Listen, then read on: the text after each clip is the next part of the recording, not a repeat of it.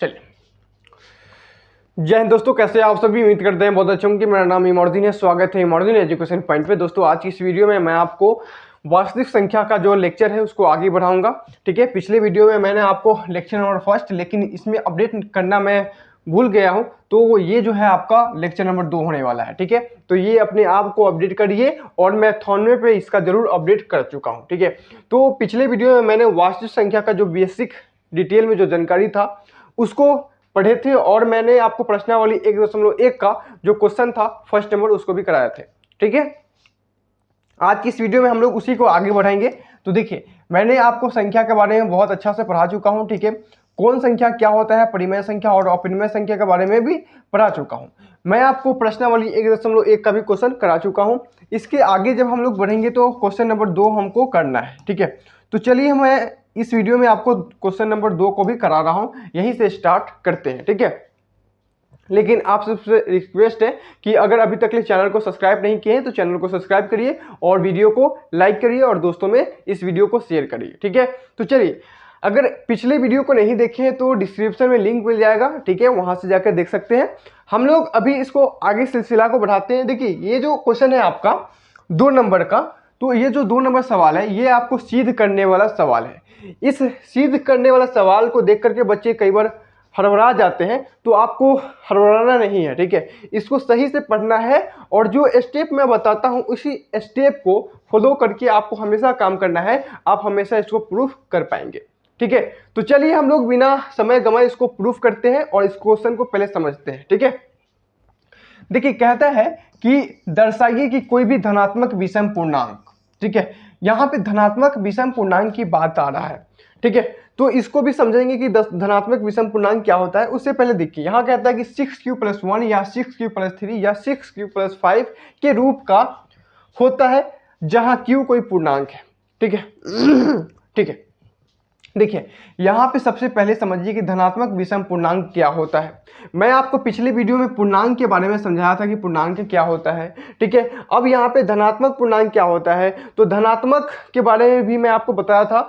और धनात्मक क्या होता है, जो पॉजिटिव होता है, जैसे कि 1, 2, 3 यह सब क्या है, धनात्मक संख्या है। उसी में आपको ये विषम संख्या बता रहा है। जो विषम संख्या वो संख्या होती है जो 2 से विभाजित ना हो। ठीक है, जैसे कि कुछ संख्या का अगर हम आंकड़ा लें, तो जैसे कि धनात्मक विषम पूर्णांक में 1 हो जाता है, आपका धनात्मक है लेकिन 2 से विभाजित नहीं हो रहा है। उसी प्रकार 2 तो 2 से विभाजित होगा तो 3 आगे नहीं होगा। उसके बाद 4 भी 2 से विभाजित होगा, 5 नहीं होगा, 6 भी 2 से विभाजित होगा, 7 नहीं होगा। ठीक है, इसी प्रकार 8 होगा 2 से विभाजित, 9 भी 3 से विभाजित हो जाएगा। ठीक है, आगे 10 भी 5 से विभाजित हो रहा है, 2 से विभाजित हो रहा है, उसके बाद 11 नहीं होगा। तो ये सब संख्या है, ये सब क्या है, धनात्मक विषम पूर्णांक है। इस बात से आपको थोड़ा सा कॉन्सेप्ट क्लियर हुआ कि नहीं हुआ, ये जरूर बताइए आप। ठीक है, उसके बाद कहता है कि ये जो 6q+1 है, 6q+3 है, 6q+5 है, ये एक किसका है,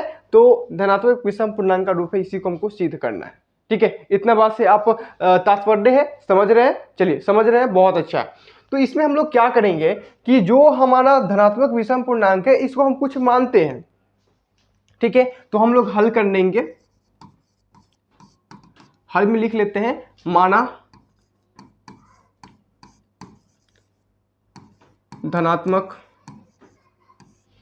विषम पूर्णांक कर रहा है तो विषम पूर्णांक ही मानेंगे। विषम पूर्णांक क्लियर है? इसको कहते हैं कि धनात्मक विषम पूर्णांक इक्वल टू ए। ये जब मान लेंगे, अब इसके बाद हम लोग क्या करेंगे कि हमने पिछले वीडियो में पढ़ा था यूक्लिड विभाजन प्रमेयिका के बारे में, उसको अप्लाई करेंगे। कैसे अप्लाई करेंगे जरा देखिए, यहाँ पे समझने की चीज है। अगर हम कहेंगे कि यूक्लिड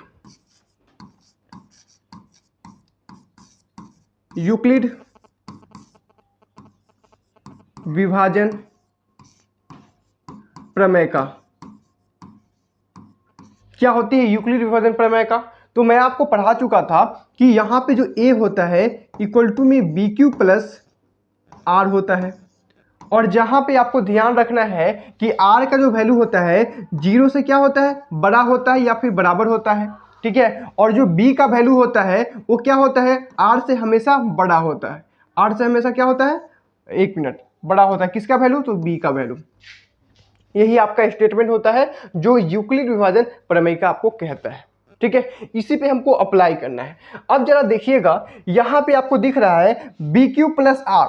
अब इसी स्टेप में आपको यहाँ पे दे रखा है 6q प्लस आर। ठीक है, 6q प्लस 3, 6q प्लस 5, इसी रूप में दिया हुआ है। इसका कहने का मतलब क्या है कि आपको यहाँ पे q क्या है, जो आपको यहाँ पे q है, यानी कि b के जगह पे आपको क्या दे रखा है, तो आपको 6 दे रखा है, और 6 आपको हर जगह है। यानी कि हम कह सकते हैं कि इसलिए यहाँ पे a इक्वल टू ए रहेंगे, और b के जगह पे हम क्या पुट कर सकते हैं, 6 पुट कर सकते हैं, और जो q है वो q रहेगा, और प्लस में देखिए r है तो r तो रखेंगे ही। अब देखिए आगे क्या बन जाएगा, तो आपको मैंने पढ़ाया है कि r का जो वैल्यू है 0 से हमेशा क्या होता है, बड़ा होता है। r का वैल्यू 0 से हमेशा बड़ा होता है, और b से क्या होता है, r का वैल्यू छोटा होता है। तो b का वैल्यू क्या है यहाँ पे, तो देखिए b का वैल्यू यहाँ पे 6 हो गया है, तो 6 से क्या होगा, हमेशा r का वैल्यू छोटा होगा। इस बात को आप समझ पा रहे हैं कि नहीं पा रहे?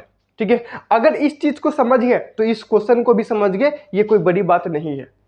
और मैं जिस प्रकार से आपको एकदम विस्तार से पढ़ा रहा हूं, आपको तो समझ में आएगा ही आएगा, ये मेरा वादा है। ठीक है, अब आप यहाँ पे थोड़ी सी बात को समझ सकते हैं। अब बात को यहाँ पे समझने की क्या चीज़ है वो मैं आपको जरा डिस्कस करता हूँ। ठीक है, अब देखिएगा कि r का वैल्यू जो है 6 से हमेशा छोटा होगा, तो r का वैल्यू क्या क्या प्रूफ हो सकता है। हमको ये मालूम है कि r का वैल्यू 6 से छोटा होगा, और 0 से हमेशा बड़ा होगा या फिर बराबर होगा। यहाँ पे ये स्टेटमेंट हमको पता चल गया है।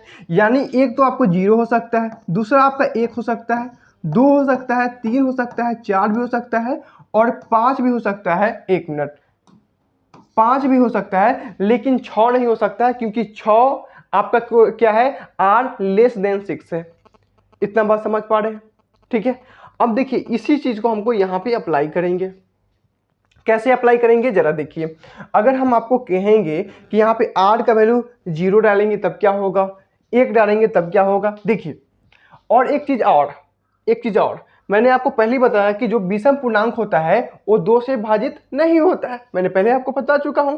चलिए, अब यहाँ पे क्या हो जाएगा मेरे दोस्त, तो देखिए यहाँ जो a है, a इक्वल टू क्या हो जाएगा, यहाँ पे 6q। अगर प्लस में 0 पुट करते हैं r के जगह पे, तो ये क्या हो जाएगा, 6q ही हो जाएगा। उसके बाद आपको देखिए आगे हम क्या पुट कर सकते हैं, तो a plus, 1 minute, a equal to ना, यहाँ पे हम क्या पुट कर सकते हैं, तो 6q प्लस 1, r के जगह पे 1 पुट कर दिए। उसके बाद 6q प्लस 2 भी हो सकता है, ये एक अलग चीज़ है, अलग है स्टेटमेंट। और उसके बाद और क्या हो सकता है आपका, 6q प्लस 3 भी हो सकता है, 6q प्लस 4 भी हो सकता है, और 6q प्लस 5 भी हो सकता है। इसके अलावा कुछ नहीं होगा। ठीक है, अब हम क्या करेंगे आगे कि ये जितना भी स्टेटमेंट हमें मिला है, ठीक है, इसमें क्या करेंगे, हम 2 से भाजित करके देखेंगे। अगर 2 से भाजित हो जाएगा तो ये क्या हो जाएगा, धनात्मक सम पूर्णांक हो जाएगा। अगर नहीं हुआ तो ये धनात्मक विषम पूर्णांक हो जाएगा। बस छोटी सी लॉजिक है ना। चलिए, तो हम क्या करेंगे कि सभी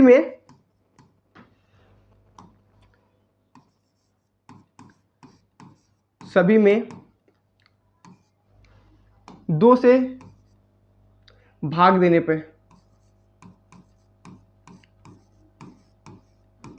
पर क्या मिलेगा, जरा देखिए। यहाँ पे आपको अगर हम 6q में 2 से भाग देंगे, यहाँ पे देखिए, अगर a इक्वल टू कोई संख्या है, क्या है, a इक्वल टू जो पहला संख्या है आपका, यह पे 6q है। अगर इसमें अगर हम 2 से भाग देते हैं तो ये क्या हो जाएगा, ये कट रहा है।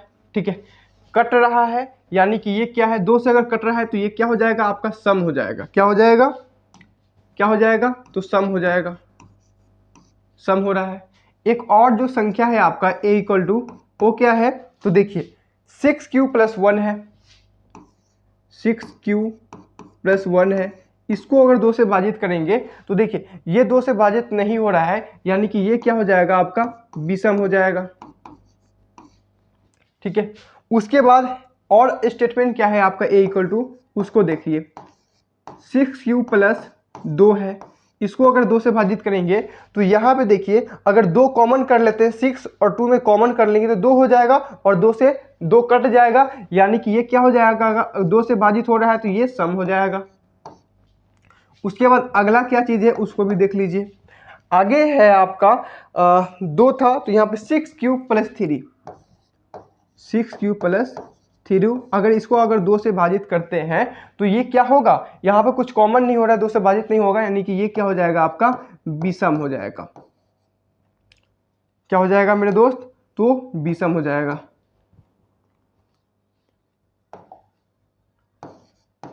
विषम हो जाएगा। क्लियर है। तो इस प्रकार से हमें पता चलता है कि यहाँ पे जो आपका है, आपको धनात्मक विषम पूर्णांक पूछ रहा था तो यहाँ पे तो सम आ गया है और यहाँ पे विषम आ गया है और यहाँ पे विषम आ गया है। आगे जो आपको ये जो बचा है, आप यहाँ पे देखिएगा तो ये 2 से भाजित हो रहा है तो ये क्या हो जाएगा, सम हो जाएगा, और ये जो 2 से भाजित नहीं हो रहा है तो ये क्या हो जाएगा, विषम हो जाएगा। ठीक है, तो इसी स्टेटमेंट को हमने प्रूफ कर दिया और हमने लिख देंगे नीचे में कि अतः धनात्मक विषम पूर्णांक, आप देख पा रहे होइएगा कि यहाँ पे क्या है, आपका एक विषम पूर्णांक आया है और यहाँ पे एक विषम पूर्णांक आया है, यानी कि 6q प्लस 1 जो कि यहाँ पे कह रहा था, 6q प्लस 3 जो कि यहाँ पे विषम संख्या प्रूफ हो गया, 6q प्लस 5 जो कि मैंने यहाँ पे विषम संख्या प्रूफ कर दिया है। इसी चीज को हम लोग यहाँ पे लिख सकते हैं, अतः यहाँ पे क्या कह रहा था कि धनात्मक विषम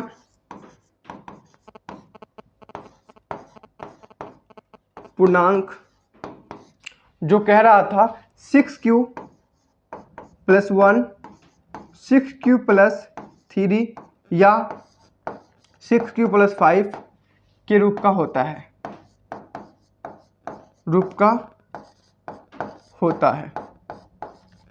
अगर इस स्टेप को फॉलो करते हुए अगर आप एग्जाम में लिख दिए तो एग्जामिनर पूरा खुश होकर के पूरा फुल मार्क्स आपको 100% देगा। ठीक है, तो आई होप कि आपको ये दूसरा नंबर सवाल समझ आ गया होगा। तो हम लोग तीसरा नंबर सवाल के तरफ बढ़े, इसको आप एक बार नोट करना चाहते हैं तो नोट कर लीजिए। ठीक है, हम लोग आगे बढ़ते हैं। आगे देखिए अगला जो क्वेश्चन है वो बहुत ही अच्छा क्वेश्चन है, बहुत ही ईजी क्वेश्चन है। 3 नंबर सवाल है। अब देखिए 3 नंबर सवाल किस प्रकार से बनेगा उसको भी देखिए। कहता है कि किसी परेड में 616 सदस्यों वाली एक सेना आर्मी है। ठीक है, एक आर्मी का क्या है, लाइन है और सदस्य है, और कहता है कि आर्मी को टुकड़ी को 32 सदस्यों वाले एक आर्मी बैंड के पीछे, एक जो आर्मी हो वो बैंड बजा बजाने वाला है। ठीक है, पीछे मर्ज करना है, मानी मर्ज करने मतलब चलना है। ठीक है, जिस प्रकार से आर्मी का परेड होता है तो कैसे चलता है, आपको देखे होइएगा कैबर, तो चलता है तो करना है उसी को। दोनों समूहों को समान संख्या वाले स्तंभों में, यानी कि समान संख्या वाले स्तंभों यानी कि लाइन में मर्ज करना है। उन स्तंभों की अधिकतम संख्या क्या होगा जिसमें वो मर्ज कर सकते हैं। अब देखिए यहाँ पे मैं कुछ कॉन्सेप्ट को आपको समझाता हूँ, उस कॉन्सेप्ट को आप समझिएगा। ठीक है, मान लीजिए कि एक आर्मी का टुकड़ी है ए नाम का। ठीक है, इसमें कुछ लाइन बना हुआ है, मान लीजिए कि यहाँ पे कुछ एक लाइन है, इस प्रकार से आर्मी खड़ा है लाइन में। ठीक है, इस प्रकार से। ठीक है, एक बी नाम का एक आर्मी का ग्रुप है। ठीक है, इसमें भी कुछ लाइन बना हुआ है ऐसे ऐसे। अब देखिएगा कि यहाँ पे मैंने 3 लाइन लिया है और यहाँ पे 2 लाइन मिला है। ठीक है, अब क्या कह रहा है कि ये जो ए नाम का आर्मी है, इस आर्मी को बी नाम के आर्मी के पीछे मर्ज करना है। ठीक है, मर्ज करना है कि नहीं, कि पीछे पीछे चलना है। तो आप किस प्रकार से इसको लाइन में कितना सदस्य डालेंगे कि यहाँ पे लाइन जो हो वो बिल्कुल बराबर हो, सभी लाइन में एक समान आर्मी की संख्या हो, और कितना लाइन होगा इसी को हमको पता करना है। ठीक है, तो इसके लिए क्या करना पड़ेगा कि यहाँ पे जो आपका ए नाम का ग्रुप है इसमें जितना भी आर्मी है, और जो बी नाम का आपका जो ग्रुप है इसमें जितना भी आर्मी है, ठीक है, बी नाम का, ये दोनों का अगर हम HCF निकाल दिए तो एक हमको कॉमन यानी कि कॉमन वैल्यू पता चल जाएगा कि एक लाइन में इसमें कितना लाइन बनाएंगे कि हमें सभी आर्मी एक दूसरे को पीछे मर्ज कर सके। ठीक है, तो यहाँ पे हम HCF निकाल के काम कर सकते हैं। ठीक है। आई होप कि आप ये कॉन्सेप्ट को समझे होइएगा। तो देखिए यहाँ पे जो आपको पहला परेड में कितना है 616, दूसरा परेड में कितना है 32। इसी चीज को हम क्या करेंगे कि देखिए अगर हम लिखेंगे 616, क्या लिखेंगे 616, और एक तरफ हम कथी लिखेंगे 32, क्या लिख रहे हैं 32। अब देखिए इसको हम जो इससे निकालने का प्रक्रिया जो हम सीखे हैं यूक्लिड विभाजन एल्गोरिथम, उसी से हम लोग करेंगे। तो इसमें कौन सा बड़ा संख्या कौन सा छोटा संख्या है, तो ऑफकोर्स 616 जो है बड़ा है और 32 सबका छोटा है, ठीक है। यानी कहने का मतलब कि इसमें जो a का वैल्यू हो जाएगा वो कितना हो जाएगा आपका 616 हो जाएगा, 616 हो जाएगा, और जो आपका b का वैल्यू है वो कितना हो जाएगा, तो 32 हो जाएगा। अब हमको क्या करना होगा कि इसमें हम लगा देंगे यूक्लिड विभाजन प्रमेय का।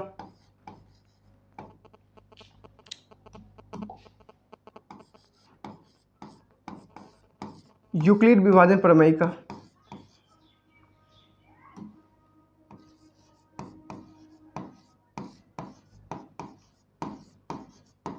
क्या होती है यूक्लिड विभाजन प्रमेय का, तो होती है a equal to b q plus r, यही होती है।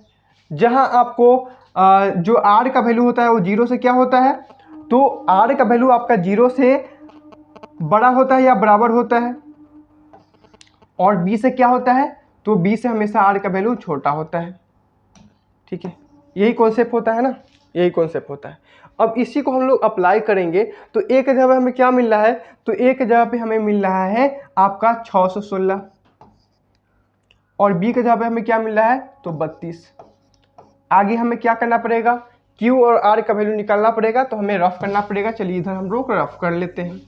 क्या है, तो सबसे पहले आपको 616 और इधर 32 लगाइएगा। कितना बार में लगेगा, तो देखिए दोस्तों यहाँ पे अगर एक बार में लगाते हैं तो ये क्या हो जाएगा 32 हो जाएगा,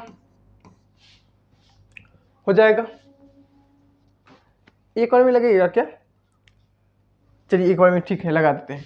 तो 11 में से जब 2 जाएगा तो कितना बचेगा मेरे दोस्त बताइए, 11 में से जब 2 जाएगा तो कितना बचेगा 9 बचेगा, ठीक है।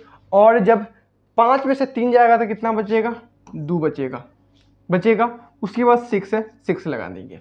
अब देखिए अब कितना बार में ये लगेगा, तो मैं बता दूं कि ये लगभग आपको 3 बार में लग सकते हैं क्या, 3 बार में, ठीक है। देखते हैं 4 बार में लगेगा क्या, तो 4 दूना 8 हो जाएगा और 4 3 12 हो जाएगा, ठीक है। जो कि 4 दूना 8 और 4 3 12 जो कि बहुत कम है। इसको लगाइए आप 6 से लगा के देखिए, 6 दूना 12 का 2 हाथ में 1 और 6 3 18, 18 1 19, ठीक है। तो 19 भी कम पड़ेगा। आप इसको 8 से लगा के देखिए तो कितना हो जाएगा, 8 दूना 16 और हाथ में 1 और 8 3 24। इसको 9 से लगा के देखिए, फिर नहीं 8 से ही लगेगा, 8 से ही लगेगा क्या, 9 से लगाइएगा तो 9 दूना 18 के 8 और हाथ में 1 और 9 3 27, 27 1 28, 9 से लगाइए भाई, कितना हो जाएगा 9 का 9, 9 दूनी 18 के 8 हाथ में 1 और 9 का 9, 9 दूनी 18, 9 3 27 और 1 28। आगे कितना हो जाएगा, 16 में से जब 8 जाएगा तो कितना बचेगा आपका, तो 8 ही बचेगा। इधर जो ये क्या हो जाएगा, शून्य हो जाएगा। इसके बाद देखिए तो यहाँ पे जो आपको 19 आया है और प्लस में कितना आया है 8 आया है। यहाँ पर भी जो शेषफल है वो 0 नहीं आया है, तो आगे हम लोग आगे का प्रोसेस करेंगे, इसको b मानेंगे और यहाँ पे जो है इसको a मान लेते हैं, यही प्रोसेस होता है, ठीक है। तो 8 चौका 32 होता है, ठीक है। तो यहाँ पे ये 0 आ जाएगा, तो 0 आ जाएगा तो हम लोग क्या करेंगे कि यहाँ पे 32 और यहाँ पे क्या हो जाएगा 8 और गुना में आपका 4 और प्लस में कितना हो जाएगा आपका 0, ठीक है। यहाँ पे 0 आ गया है, यानी कि यहाँ पे जो मेरा भाजक है, तो देखिए दोस्तों यहाँ पे जो मेरा भाजक है 8, यही मेरा क्या हो जाएगा HCF हो जाएगा। बताइए बात समझ आया कि नहीं आया, तो यहाँ पे जो मेरा भाजक आया है यही मेरा HCF हो जाएगा। और बताइए कि इसमें जो कह रहा था कि उन स्तंभों में अधिकतम संख्या क्या होगा। ठीक है, तो उन स्तंभों की अधिकतम संख्या जो होगी आपका 8 होगा। तो आप अतः करके लिख सकते हैं। तो इसको जरा सा हम लोग क्या करेंगे, रब करते हैं और इधर लिख लीजिए अतः। अतः यहां पे बात कर रहा है स्तंभों का, तो स्तंभों लिख लीजिए। स्तंभों की संख्या इक्वल टू कितना हो जाएगा, 8 हो जाएगा। आपको फुल मार्क्स दे दिया जाएगा। तो इस प्रकार से आप स्टेटमेंट को समझ करके आप आंसर निकाल सकते हैं। ठीक है, हम लोग आगे बढ़ते हैं, इसे नोट कर लीजिए। ठीक है, अब देखिए आगे जो है ये 4 नंबर सवाल है और ये आपको 2 नंबर सवाल की तरह है, बस इसमें क्या करना है, वर्ग करना है। ठीक है, कहता है कि यूक्लिड विभाजन प्रमेयिका का प्रयोग करके दर्शाइए कि किसी धनात्मक पूर्णांक का वर्ग किसी पूर्णांक m के लिए 3m या 3m+1 के रूप का होता है। ठीक है, तो धनात्मक पूर्णांक मैंने आपको बताया था कि जो 1 2 3 जो संख्या होती है जो पॉजिटिव में होते हुए धनात्मक संख्या कहलाती है। उसी का रूप हमें क्या बताना है, 3m और 3m+1 में बताना है। तो चलिए इसको हम लोग क्या करेंगे, हल करेंगे। हल में सबसे पहले हम लोग मानेंगे, माना क्या कह रहा है, धनात्मक पूर्णांक कह रहा है ना, मान लीजिए धनात्मक पूर्णांक इक्वल टू a। इसके बाद हम लोग यूक्लिड विभाजन को लगाएंगे। यूक्लिड विभाजन प्रमेय का क्या होती है, तो a equal to b q plus r होता है, जहां r का वैल्यू 0 से क्या होता है, बड़ा होता है या फिर बराबर होता है, और r का वैल्यू b से हमेशा क्या होता है, छोटा होता है। इस चीज को चलिए देखिए, अब यहाँ पे क्या लिख सकते हैं, तो देखिए यहाँ पे a equal to b q plus r होता है। ठीक है, अगर मैं आपको बता दूं कि यहाँ पे जो आपको स्टेटमेंट जो आपको प्रश्न में है, ये आपको क्या कह रहा है, 3m+1, यानी कि m कोई पूर्णांक है तो 3 क्या है आपका b का वैल्यू है।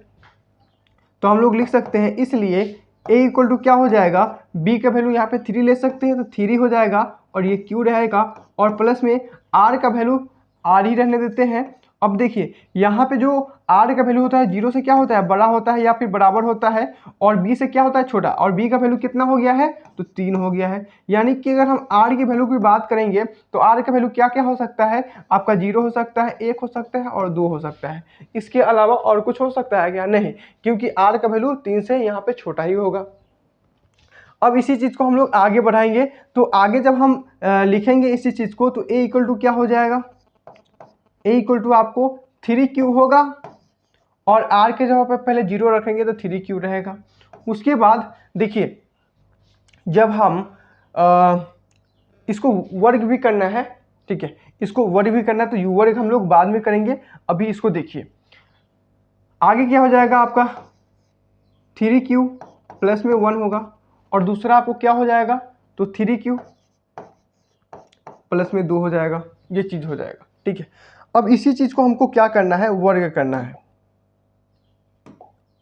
ठीक है, इसी चीज को हमको करना है वर्ग। तो सभी को वर्ग करने पे